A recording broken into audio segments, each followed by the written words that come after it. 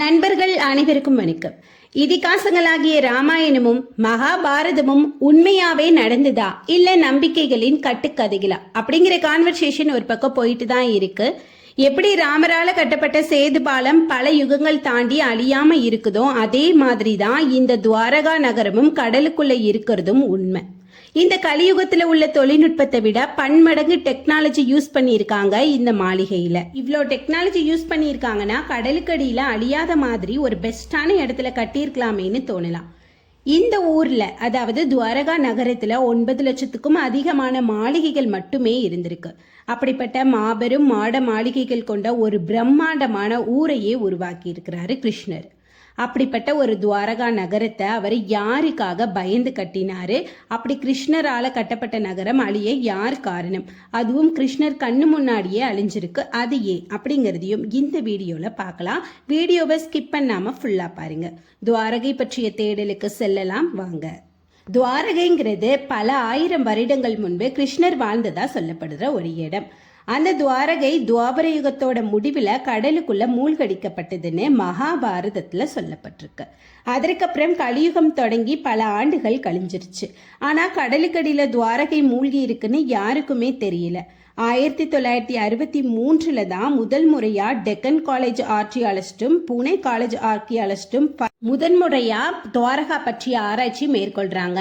அந்த ஆராய்ச்சியில பல ஆயிரம் வருடங்கள் பழமையான நாணயங்கள், மண்பாண்டங்கள், அரிய வகை பொருட்களும் கிடைக்கப்பட்டிருக்கு. அதன் பிறகு திரு SR ராவ் அப்படிங்கிறவர் 1983 இருந்து 1999 வரைக்கும் துவாரகை நகரத்தை பற்றி பல ஆராய்ச்சிகளை மேற்கொண்டிருக்காரு. இவர் அது மட்டும் இல்லாம ஹரப்பா, மொகஞ்சதரோ, சிந்து சமவெளி நாகரிகத்தை பற்றிய ஆராய்ச்சிகள்ல முக்கிய பங்கு வகிச்சவர். இவரோட டீம் பல ஆராய்ச்சிக்கு அப்புறமா நிறைய தகவல்கள் சேமிச்சிருக்காங்க. இந்த உலகத்தோட மிக பெரும் தொன்மையான நாகரிகம், வாழ்க்கை முறையும் இங்க தான் ஆரம்பிச்சிருக்குன்னு ப்ரூஃபும் பண்ணியிருக்காங்க. இன்னும் நிறைய தொழில்நுட்ப பொருளாதார ரீதியான வசதி தேவைப்பட்டதால குஜராத் ஸ்டேட் கவர்மெண்ட் கிட்டையும் சென்ட்ரல் கவர்மெண்ட் கிட்டையும் நிதி உதவி கேட்டிருக்காங்க. ஆனா கவர்மெண்ட் இப்போ இந்த ஆராய்ச்சி தேவையில்லைன்னு சொல்லிடுறாங்க.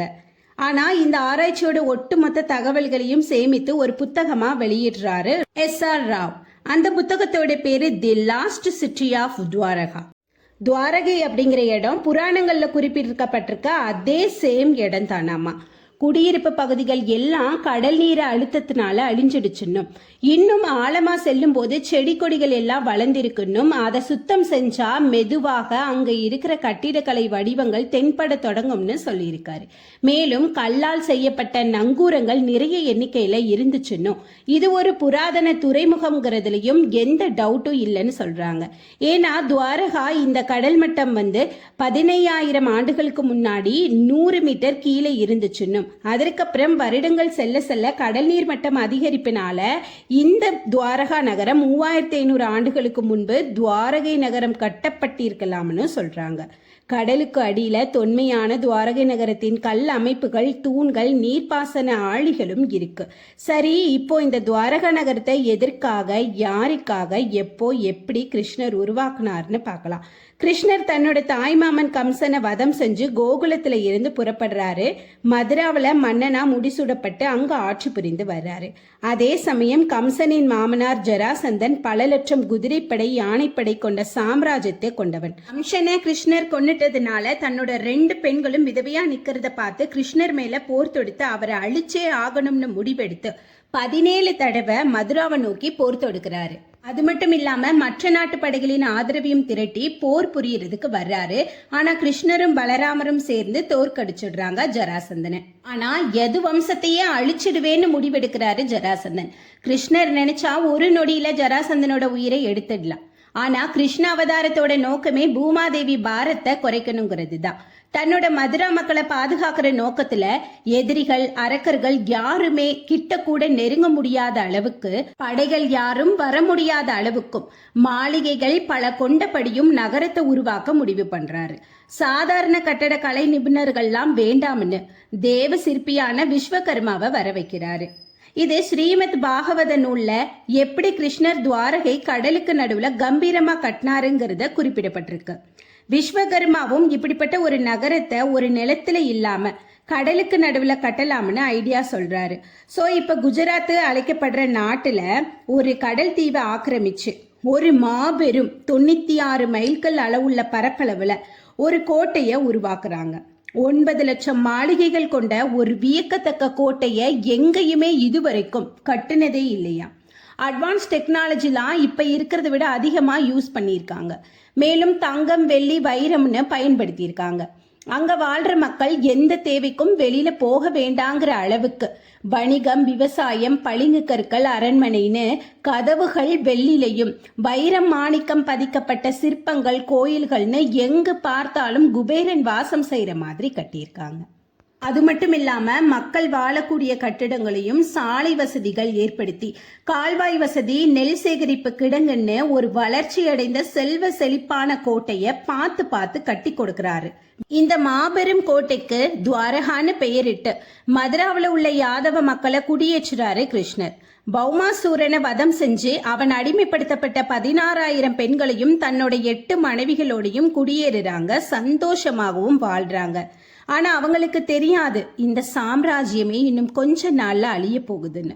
பாண்டவர்கள்ல ஒருவனான பீமனை வச்சு ஜராசந்தனை கொன்று வெல்ல வைக்கிறாரு. பாண்டவர்களை வனவாசம் அனுப்பி வைக்கிறாரு.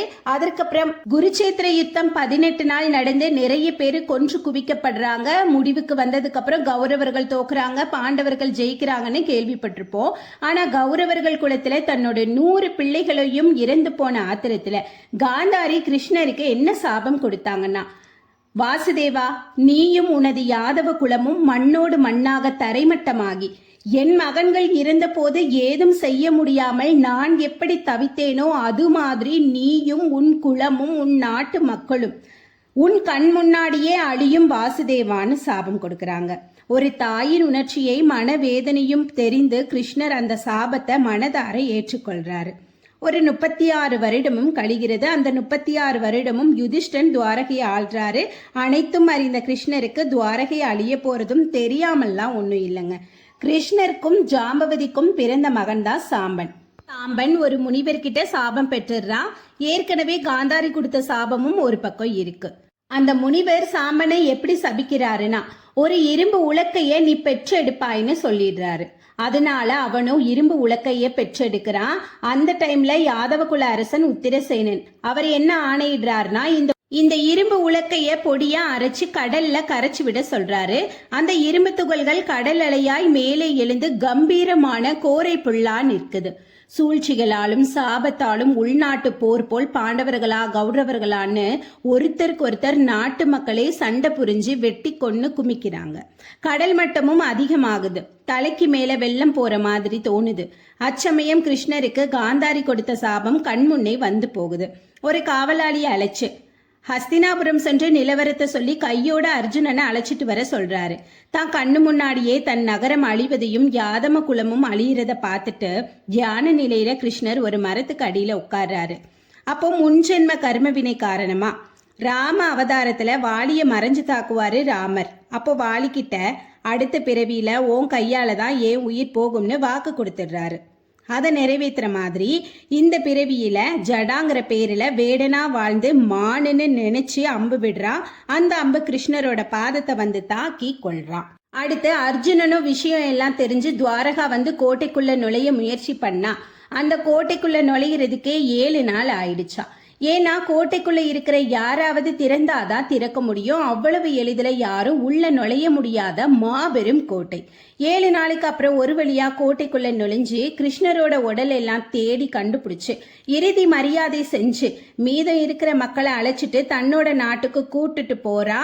அடுத்த செகண்டே கடல் மட்டம் திடீர்னு அப்படியே உயர்ந்து ஆழி பேரலைகள் எல்லாம் சுனாமி அலைகளா சுழன்று அடிக்குது. மொத்தத்துல துவாரக நகரமே கடலுக்குள்ள மூழ்குது. இப்படி கிருஷ்ணர் வாழ்ந்த இந்த துவாரகா நகரம் தான் புராணங்கள்ல குறிப்பிடப்பட்டிருக்க அதே இடத்துல, அதாவது குஜராத்ல இருக்குன்னு பல ஆராய்ச்சியாளர்கள் சொல்றாங்க. இந்தியன் கவர்மெண்ட் சப்போர்ட்டால இன்னும் ஆழமான ஆராய்ச்சி துவாரகால மேற்கொண்டா நிறைய தகவல்கள் கிடைக்கப்பெறும். மகாபாரத காவியம் உண்மையிலேயே நடந்ததுதான்னு நிறைய ஆதாரத்தோட நிரூபிக்க முடியும். பெருமையா சொல்லலாம், நாங்கள் தான் உலகத்தோட முதல் பழந்தமிழ் குடி பெருமக்கள் என்று. துவாரகா பற்றிய இந்த வீடியோ எப்படி இருந்துச்சுன்னு, துவாரகாவை பத்தி நீங்க என்ன நினைக்கிறீங்கன்னு கமெண்ட் பண்ணுங்க. ரீசெண்டா இந்திய பிரதமர்